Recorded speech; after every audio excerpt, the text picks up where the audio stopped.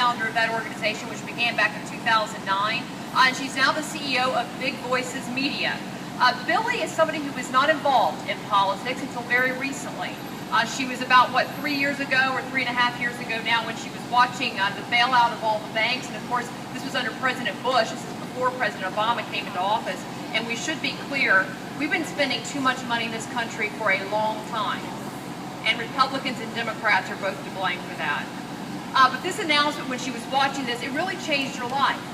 She woke up and she said, I have got to get involved. If I don't do it, who's going to do it? Nobody cares as much about the future for my family as I do, and Billie got involved.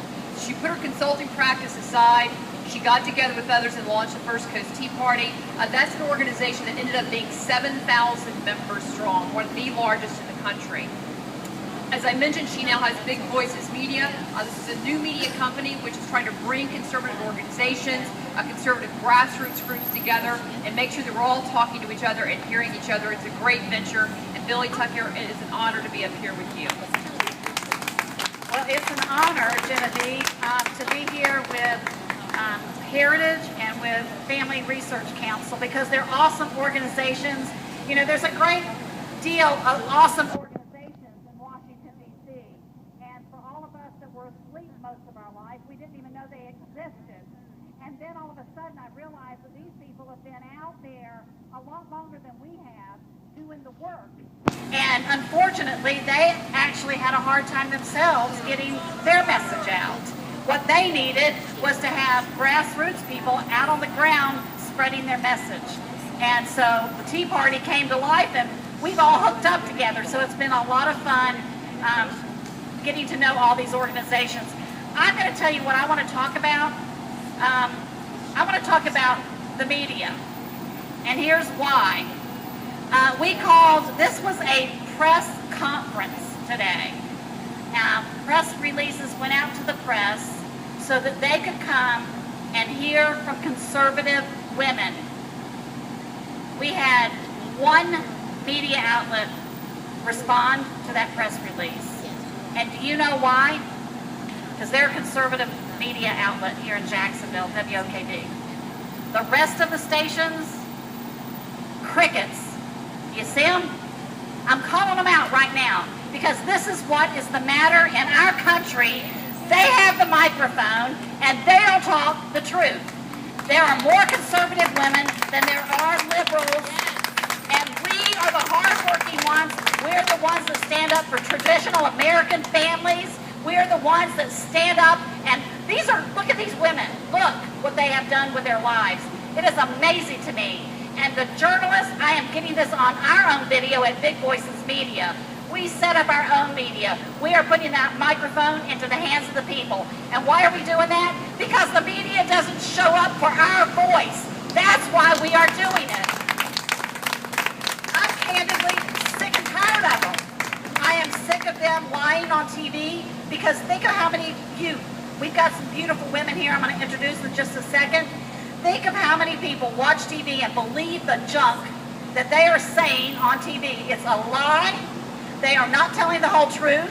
And you are being lied to, and your children are being lied to. And so that's the information they're walking around with. And it's horrible. I'm going to read something to you that is really important. And this is for the media. If any of them decide they want to watch this video, we're going to send it to them.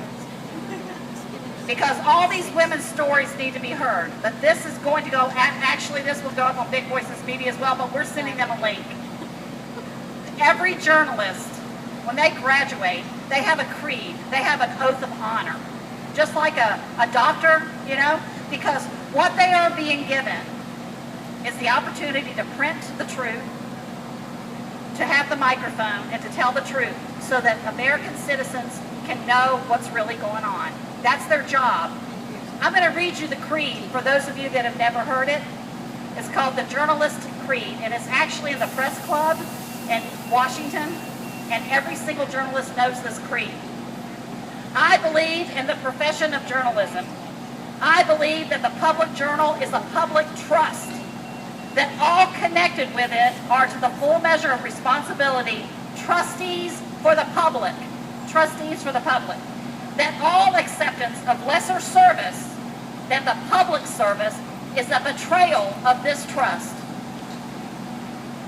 I believe that clear thinking, clear statement, accuracy, and fairness are fundamental to good journalism. Did you hear what I just said? Clear statement, clear thinking, accuracy, and fairness. They are fundamentals. I believe that a journalist should write only what he holds in his heart to be true. Now, some of their hearts I wonder about.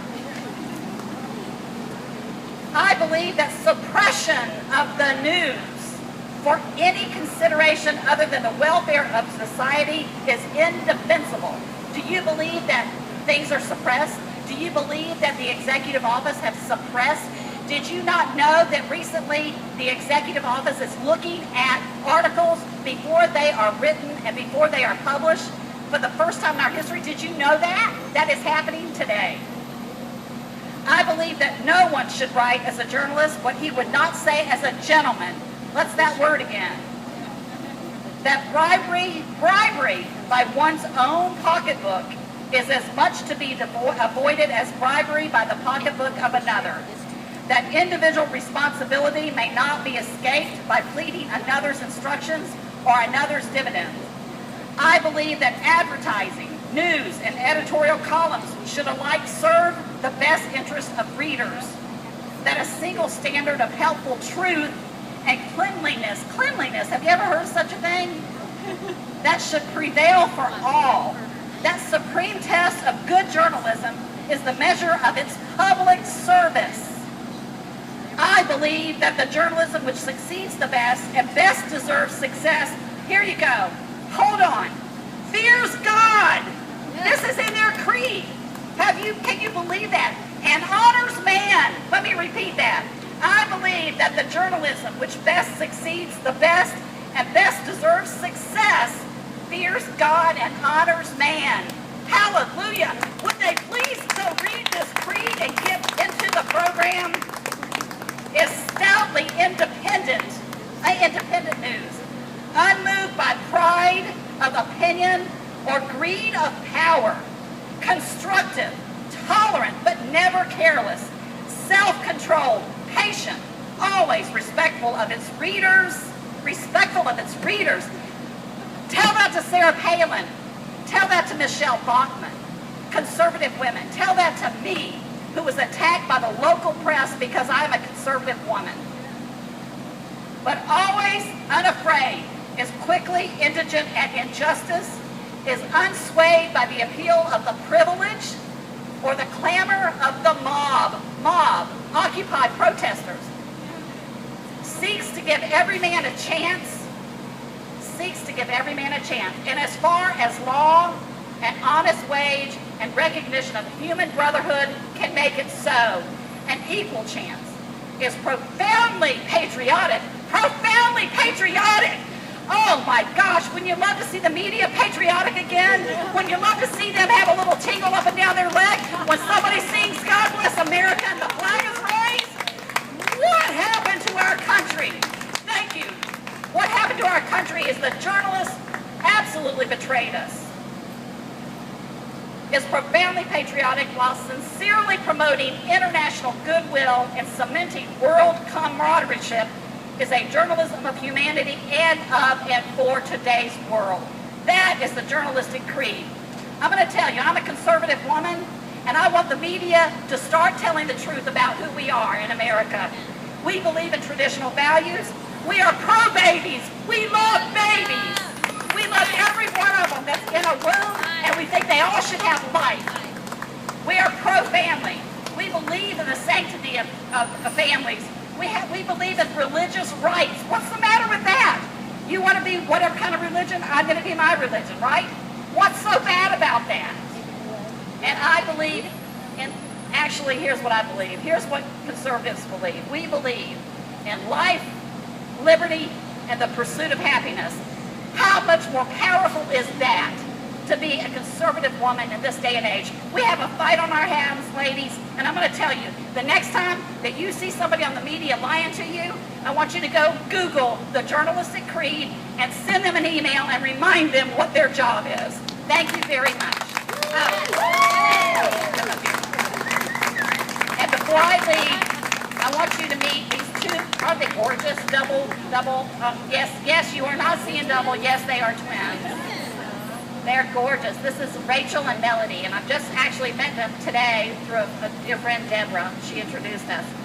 These two women are young, youthful, gorgeous, conservative. And they actually, when Obama was here, they actually went down and stood, went through all kinds of stuff to get down to see him.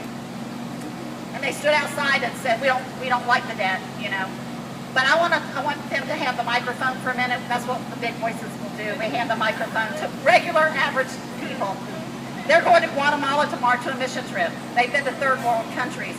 And they want to tell you what it's going to be like in America if the conservatives do not stand up and fight for our liberties, okay? So, and talk about the media in Guatemala. Absolutely. My name is Rachel Krisman. I'm Melody Pascal. And we are just so proud to be a part of this wonderful group of women who stand for what's right. Our values, as it was started in America, our founding fathers, we respect our nation and we respect ourselves. And that's part of being a conservative woman. We have dignity, we have class, we want to respect ourselves and our bodies, and we want to honor our marriage and our faith and everything. So we have had the privilege of traveling around the world. We have seen so many different ways of lives and cultures.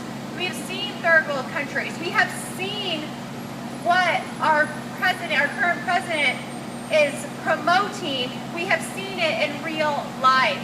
And we encourage you right now to ask yourselves, have you seen it firsthand?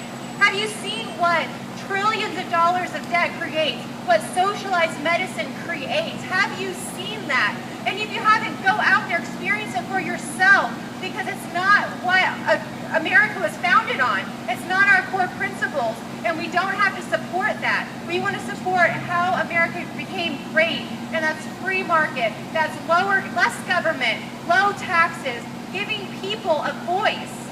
And so, talk about your experience. Yeah, and I've also had the opportunity to see firsthand what it's like when government takes over a country. Right now we hear this pretty package of free health care and free this, free that, but it's not free. There's a price for it. There's also a price for our freedom. We have people on the front lines making sure that we are able to be out here right now as free speech, with free speech. We've seen what it's like when the government shuts you down. If you mention Jesus, you can be put in jail. That is what our freedom is. We've seen what it's like firsthand, where we can't even wear a shirt that says Christ on it or anything. And that is what America right now is under attack with. We're under attack for our free speech, with our faith, with our founding fathers. They're just completely under attack, and we have to be strong.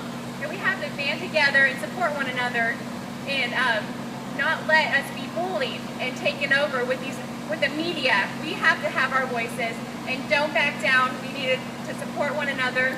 And like I said, there's all this talk about free this, free that, but there is a cost, and it's going to be a huge cost, not only in our lifetime, but for our children and our grandchildren.